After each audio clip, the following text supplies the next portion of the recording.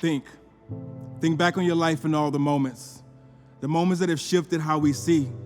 Our perception is a compilation of detections perfected into our own narrative. Moments like finding a new love that would bond you eternal, and watching generations generate from the courage professed despite the protest internal. Think about moments that shift the entirety of our lives. See, maybe it was the loss of a loved one you held close, feeling comatose trying to cope with the loss of hope at that painful departure. Just think about the birth of your children, hearing their first words and watching their first steps and how into your arms they've leapt.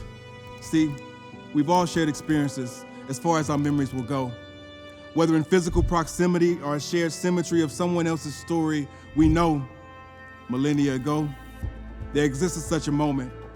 Now, whether you consider him a simple man or the Messiah, what can't be denied is that for every one of us, he suffered unspeakable violence. Further increasing the depth of his sacrifice, the world stood still in silence for 3 days. And he did this for you. Jesus' birth, death, and resurrection was intentionally constructed as the ultimate sacrifice. He relinquished the essence of his being just for you and I to see that there's another way to be, another way to live, love, and exist, to feel the depth of love so that you never misconstrue your presence as an accident.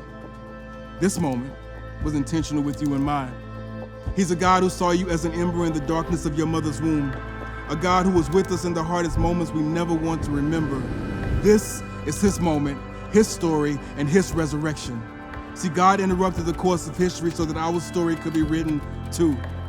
He's a God that loves the marginalized, the oppressed and traumatized, the abandoned, forgotten, and minimalized. And he made another way for us to follow.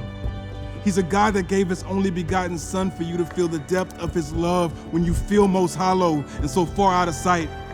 The resurrection of Jesus is to symbolize that no matter how far from the dawn, we must continue to fight. In your darkest moments, in your every moment, Jesus will always be your light.